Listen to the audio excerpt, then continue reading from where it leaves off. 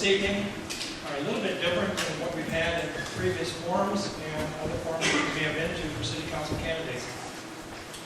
This evening, we have the candidates will be answering questions. We are going to be timed at either 30 seconds or 1 minute. We will start off with a couple of questions from the Elgin Octave, and then there'll be a series of questions. Each candidate has been asked to prepare one question to be asked of the other 6 candidates. And then we will go down the line with those questions. When those are finished, we have 2 questions to be offered by sitting council members who are not running for election tonight. We will then finish with 2 more questions from the Elgin Octave. Then they will have their closing statements, and then we will begin. Tonight we will start with the introduction, and they will have 20 seconds for their introduction, and we will start with Rich Dunn. Good evening. My name is Richard Dunn. I've been a resident of the city of Elgin for 30 years, and I am currently a city council member, and I'm running for re-election again for this cycle. Thank you. One quick item. Please hold your applause till the end of the program. That way we can move the program much more expeditiously. Thank you. Good evening, everyone. My name is Corey Dixon. I'm a current city commissioner with Planning and Zoning.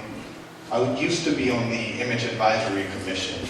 I'm running for the position of city council because I want to see this city go forward. And that means that all of us should be working together, and I plan on working with other council members if elected. Thank you. Good evening, and thanks for showing up tonight. It's good to see so many familiar faces. My name is Terry Gavin, if you don't know. I'm very happy to have the opportunity to be here tonight, to not only answer questions, address the many issues that the city we love is really going to be better. And since we all want the same, then we all should be pulling in the same direction. Thank you.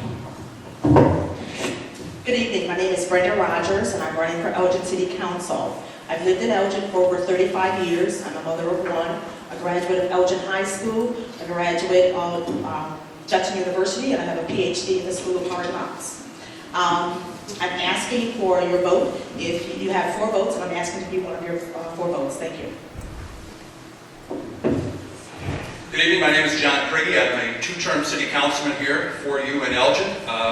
I'm a self-employed auctioneer for the last 24 years. My family's been in Elgin for this year 102 years. I'm the proud dad of a college sophomore daughter who's going to be a teacher. Looking very forward to every single one of these forums going forward. Good evening. My name is Brandon Yanis. I was born and raised in Elgin. Many of you might remember Wilson Shoes and Footprints, 2 local stores in downtown Elgin. Both were owned and run by my family. I was raised within the local retail businesses. I even sold my first pair of shoes at age 4. I know the difficulties small business face. Once on the council, I will work tirelessly to make Elgin a destination for small business. Hello, I'm Carol Rauschenberger. I'm running for re-election for Elgin City Council. I've also served in the past on Elgin Township Board, and I grew up in Elgin and left when I was about 20 and lived around the world before I came back about 15 years ago. And I'm glad to be here and I hope to serve again. Thank you.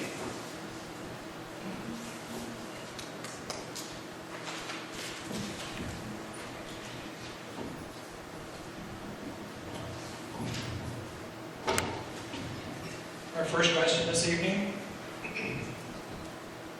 is 30 seconds. And the question is, why are there only 3 challengers in the city council election this year? We'll start with Mr. Dunn. It's an interesting question. I think there's a couple of different reasons. I think one is that the city is going in a fairly decent direction, that there are better times ahead than there were in the past. I think the city maintaining its AAA bond rating. I think the city making some good moves in general, bringing in some bringing in some retail business along Randall Road, bringing in some commercial industrial business. I think that's one reason, but I think the other reason is that there's some apathy after the last national election. I think some people are a little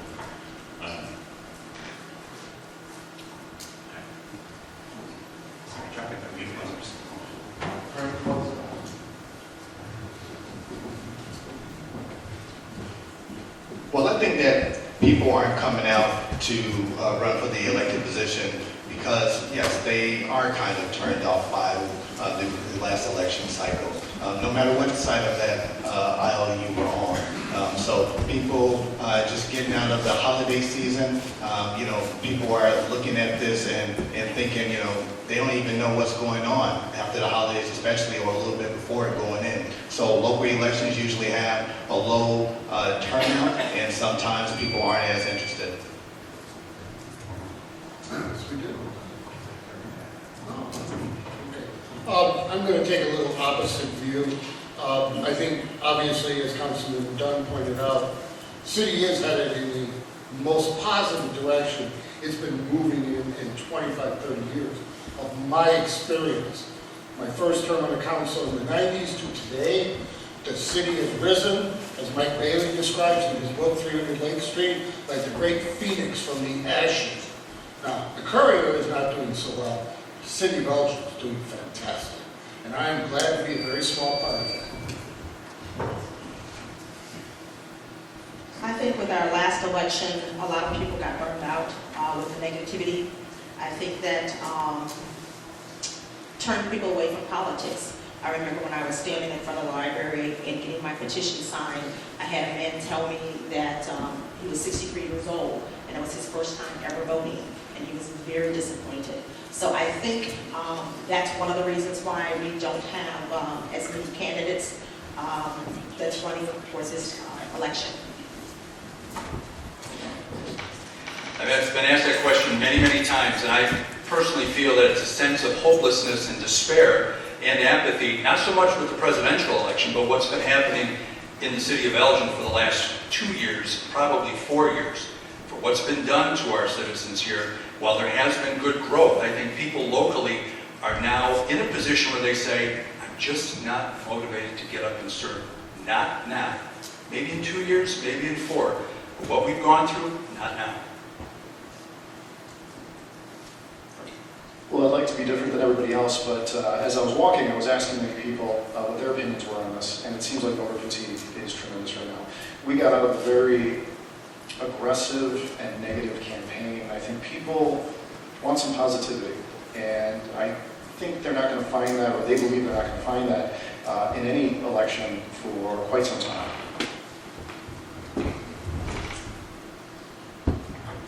Thank you for the question. I think also it has to do with voter participation and participation in our process. The last time I ran 4 years ago, I think there were 14 or 15 of us running, and maybe it's a daunting task to run for any position, whether it's a township position or city council or state government, and of course on a national level you have to be a millionaire. So I think that's part of it.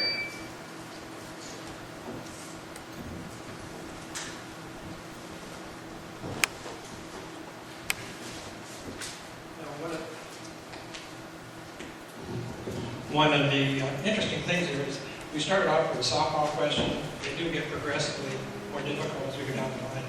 So just so that the candidates are a little forewarned, and I need to let everyone else know that I was a candidate for the city council quite a few years ago. So I've been in the seat that these people are occupying, and I have to give them a lot of credit because it does take a lot of time to run and to be a representative of the city. So thank you all for being up there this evening. The next question, we'll start with Mr. Dixon. This is a 60-second question, and it states that in Springfield, the Redonio-Cullerton Senate Budget Compromise is proposing a 2-year property tax levy freeze. Do you see this as a problem for the city of Elgin? Why or why not?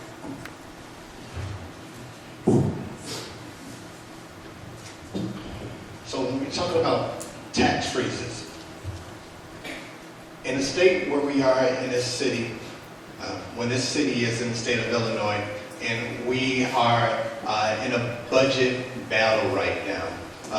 Every dollar counts. People aren't happy with the way that their tax dollars are spent. That means that we have to watch every dollar. If elected, I plan on making sure that we continue to watch every dollar, that we dot all of our I's, cross all of our T's, that we look at other options before we raise anyone's property taxes. We have to make sure that we look out for our city's most vulnerable, and our city's most vulnerable a lot of times is our elderly because they're on fixed incomes. So when it comes to freezing taxes, that's something that I can get behind and support, because that makes sure that that itself supports the middle class and also our senior citizens. Okay, a couple of things. Got to use some common sense. That's the only way to do things.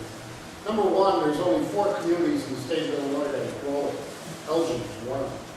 When you freeze a city's levy or a school district's levy, talk about them, what you really do is say, well, you're growing, you've got more people to take care of, more land to take care of, more businesses to take care of, but you can't have any more money.